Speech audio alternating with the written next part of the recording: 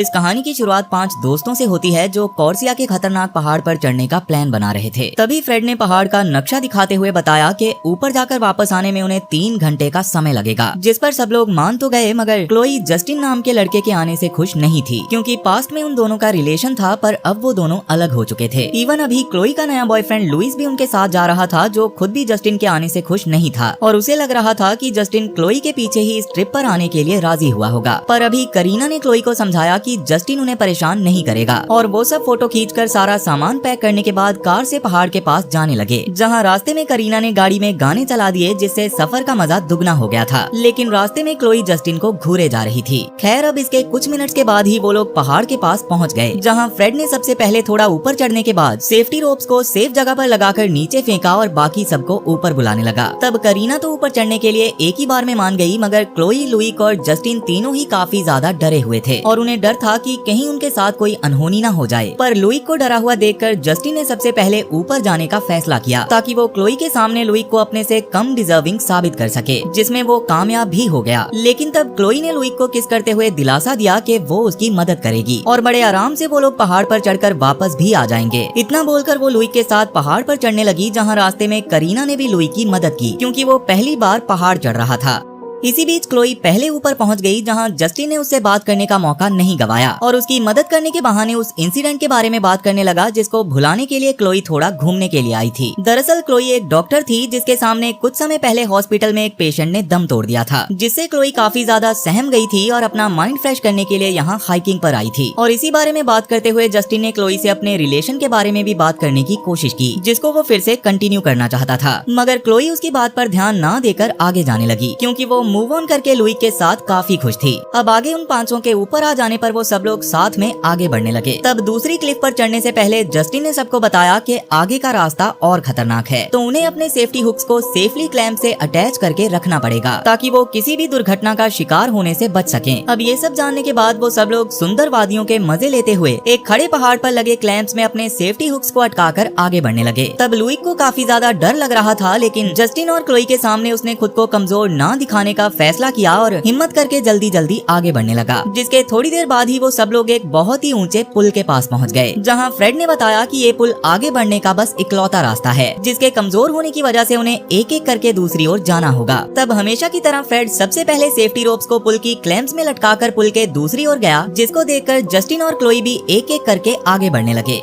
तब लुइक भी हिम्मत करके आगे बढ़ने लगा, पर उसको ऊंचाई से बहुत ज्यादा डर लग रहा था, इसलिए वो पुल पर थोड़ा आगे आकर रुक गया, जो देखकर क्लोई उसके पास आई और उसने उसको हिम्मत से काम लेकर आगे बढ़ने को कहा, जिसके बाद लुइक ने भी आगे बढ़ना शुरू कर दिया था। वहीं क्लोई जब पुल के आखिर में पहुंची तो जस्टिन ने हाथ देकर उसकी मदद करने की कोशिश की, लेकिन क्लोई उसकी मदद नहीं लेती। ये देखकर लुइक को थोड़ी और हिम्मत मिली और वो भी पुल के दूसरी ओर आ गया। लेकिन जब करीना पुल को क्रॉस कर रही थी, तभी अचानक से जस्टिन ने नोटिस किया कि पुल की क्लैंप्स कमजोर पड़ रही हैं, जिसके बारे में सबको पता चलने पर फ्रेड ने जानबूझकर करीना को नहीं बताया और उसको बस इतनी सलाह दी कि वो अपने सेफ्टी हुक्स को टाइट कर ले और धीरे धीरे आगे बढ़े। लेकिन क्लोई समझ नहीं पाई कि फ्रेड ने ऐसा इसीलिए किया था ताकि करीना को डर ना लगे, इसलिए उसने चिल्लाकर करीना को सच्चाई बता दी, जिससे पैनिक करके वो जल्दी जल्दी आगे बढ़ने लगी और इसी वजह से वो पुल टूट गया। मगर सेफ्टी हुक की वजह से करीना ब्रिज के केबल पर लटक गई, जिससे उसकी जान तो बच गई, मगर वजन ज्यादा होने की वजह से जल्दी ही वो केबल भी टूटने वाली थी, जो देखकर फ्रेड ने जैसे तैसे एक रस्सी को करीना की ओर फेंका और एकदम आखिरी समय पर सब करीना को दूसरी तरफ खींचने में कामयाब हो गए। अब क्योंकि करीना की जान जाते जाते बची थी, इसलिए वो तुरंत ही फ्रेड से लिपट गई। पर तभी लुइक फ्रेड पर गुस्सा करने लगा, क्योंकि उसके कहने पर ही वो लोग पुल के इस तरफ आए थे और पुल टूटने की वजह से उनके पास वापस जाने का और कोई रास्ता नहीं था। जिस पर फ्रेड ने सबको नक्शा देखकर आगे बढ़ने की सलाह दी, क्योंकि आगे से उन्हें नीचे जाने का कोई रास्ता मिल सकता था और वैसे भी वो लोग जंगल में रात नहीं बिता सकते थे। तब ना चाहते हुए भी सबको उसकी बात माननी पड़ी और उन्होंने एक दूसरी क्लिफ का सहारा लेकर आगे बढ़ना शुरू कर दिया।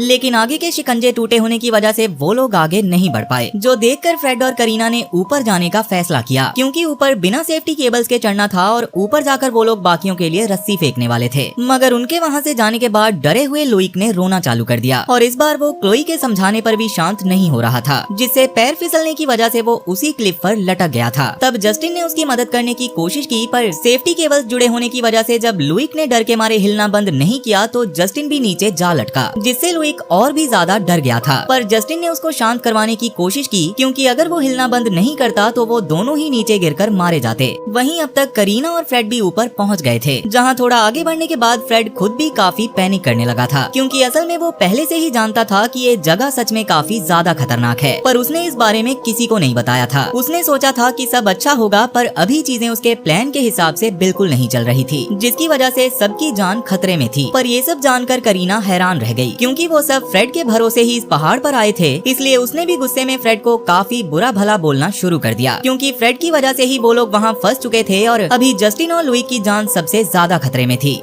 लेकिन इसी बहस के दौरान फ्रेड जब थोड़ा सा पीछे हुआ तो अचानक उसका पैर एक बियर ट्रैप में फंस गया, जिससे उसके पैर की हड्डी टूटने से उसे बहुत ज्यादा दर्द होने लगा और लाख कोशिश करने के बाद भी करीना उसको फ्री नहीं करवा पा रही थी। इसलिए फ्रेड ने करीना को रस्सी ले जाकर बाकी सबको ऊपर खींचने को कहा, क्योंकि वो अकेले फ्रेड को नहीं छुड़वा सकती थी। वैसे तो करीना उसको ऐसे अकेले छोड़कर जाना नहीं चाहती थी, पर फ्रेड के इतना जिद करने पर उसको ऐसा करना पड़ा। वो घबराते हुए क्लिफ के किनारे पर पहुंची, जहाँ से उसने रस्सी फेंककर काफी मुश्किलों का सामना करते हुए जस्टिन, लुइक और क्लोई को ऊपर खींच ही लिया। वहीं फ्रेड अभी भी बियर ट्रैप में फंसा हुआ दर्द से तड़प रहा था कि तभी उसको आसपास किसी की आवाजें आने लगी, जिन्हें सुनकर उसे लगा कि आसपास करीना और बाकी लोग होंगे। मगर तभी वहाँ पर आकर किसी ने बियर ट्रैप की जंजीर को पकड़ा और फ्रेड को घसीटकर अपने साथ ले जाने लगा। और इसके थोड़ी देर बाद जब करीना बाकी सबके साथ वहाँ आई तो फ्रेड के वहाँ ना मिलने पर वो लोग परेशान होकर उसे ढूंढने लगे, क्योंकि उसको अच्छे से याद था कि फ्रेड को उसने वहीं छोड़ा था। लेकिन बहुत कोशिश करने के बाद भी उन्हें फ्रेड वहाँ पर नहीं मिला, जिससे वो सब लोग बहुत ज्यादा परेशान हो गए थे और किसी को भी समझ नहीं आ रहा था कि अब उन्हें क्या करना चाहिए।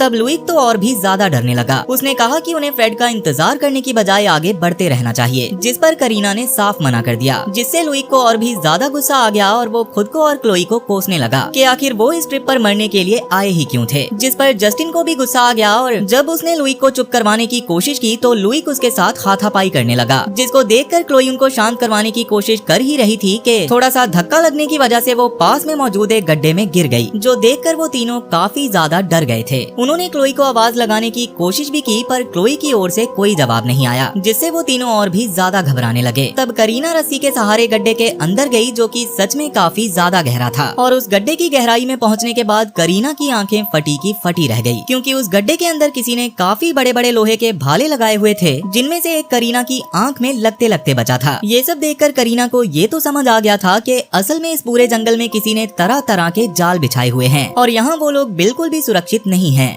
खैर अब करीना ने क्लोई को भी ढूंढ लिया था, जिसके हाथ में एक भाला घुसा होने की वजह से वो दर्द के मारे रो रही थी। तब जैसे तैसे करीना ने उसके हाथ को फ्री करवाया और ऊपर जाकर खून को रोकने के लिए घाव पर कपड़ा बांधने लगी, जिसके दौरान क्लोई दर्द के मारे काफी ज्यादा चिल्ला रही थी। पर जैसे तैसे उसको शांत करवाने के बाद वो सब सोचने लगे कि वहाँ पर ये सारे जाल किसने और क्यों लगाए होंगे, और कहीं न कहीं उन्हें लग रहा था कि जिसने भी वो जाल बिछाए हैं, फ्रेड के गायब होने के पीछे भी उनका ही हाथ होगा। इस बात ने उनको और भी ज्यादा डरा दिया था, लेकिन कोई और रास्ता न होने की वजह से वो रात तक फ्रेड को जंगल में ही ढूंढते रहे। तभी रात में वहाँ पर बारिश होने लगी, जिससे करीना फ्रेड के लिए परेशान होकर जोर जोर से रोने लगी, जो देखकर क्लोई ने उसे शांत करवाते हुए समझाया कि उन्हें किसी भी हाल में हार नहीं माननी है। लेकिन काफी ज्यादा परेशान होने की वजह से करीना अकेले ही जल्दी से आगे बढ़ने लगी, पर तभी उसकी चेस्ट में काफी जोर से दर्द हुआ और उसने देखा कि किसी ने उस पर रस्सी से बंधा हुआ एरो फेंका था। उतने में ही वहाँ पर क्लोई भी आ गई, पर जब उसने करीना को घायल हालत में देखा तो उसके दिमाग ने काम करना बंद कर दिया और उसके मदद करने से पहले ही कोई करीना को जंगल के अंधेरे में घसीटता हुआ अपने साथ ले गया। तब करीना के चिल्लाने की आवाज सुनकर लुइक और जस्टिन भी क्लोई के पास आ गए थे, पर तब तक बहुत देर हो चुकी थी। तब क्लोई ने जस्टिन और लुइक के साथ आगे बढ़ने की कोशिश की, लेकिन काफी ढूंढने के बाद भी वो करीना को नहीं ढूंढ पाए, जिससे क्लोई पूरी तरह से टूट गई थी, जो देखकर लुइक उसको गले लगाकर शांत करवाने लगा। और क्योंकि वो लोग भी बारिश में इस जंगल में सुरक्षित नहीं थे, इसलिए उन्होंने पास की झाड़ियों में छुपकर बारिश के रुकने का इंतजार करने का फैसला किया। और काफी देर इंतजार करने के बाद जैसे ही बारिश रुकी तो वो लोग वापस से करीना और फ्रेड को ढूंढने के लिए बाहर निकल आए। तब जंगल में थोड़ा आगे जाने पर उन्हें एक मैदान टाइप एरिया में एक घर बना हुआ दिखाई दिया, जिसको देखकर वो तीनों हैरान रह गए। पर कहीं न कहीं उन्हें उम्मीद थी कि फ्रेड और करीना अंदर हो सकते हैं, इसलिए वो तीनों डरते हुए उस घर के अंदर चले गए, जहाँ एक टेबल पर उन्हें फ्रेड बहुत ज्यादा घायल हालत में पड़ा हुआ दिखाई दिया, जिसको देखकर लग रहा था कि वो मर गया है। लेकिन जैसे ही क्लोई ने उसे डरते हुए छुआ, वैसे ही फ्रेड दर्द के मारे चिल्लाने की कोशिश करने लगा, लेकिन काफी ज्यादा घायल होने की वजह से अगले ही पल खून की उल्टी करके उसकी मौत हो गई। ये देखकर क्लोई इतना ज्यादा सहम गई थी कि उसने पास में खड़े जस्टिन को हग कर लिया था। पर ऐसी सिचुएशन में भी लुइक को इससे काफी ज्यादा जेलसी होने लगी। उसने तुरंत ही पास के एक पर्दे को उतारकर फ्रेड के शरीर को ढका और क्लोई और जस्टिन को जल्दी से यहाँ से निकलने को कहने लगा। लेकिन जस्टिन अभी फ्रेड का बैग ढूंढने की कोशिश कर रहा था, क्योंकि फ्रेड के बैग में जरूरत का सामान और फ्लेयर्स भी थे जो आगे चलकर उनके काम आ सकते थे। इसलिए जस्टिन ने लुइक की बात नहीं सुनी और उस बैग को ढूंढता हुआ घर के बेसमेंट में चला गया, जहाँ जाकर उसकी रूह कांप उठी, क्योंकि वहाँ काफी सारे जानवरों और इंसानों की लाशें लटकी हुई थी। इसके साथ ही पास में एक बेड था जिसके आसपास भी इंसानी खोपड़ियाँ लटकी थी।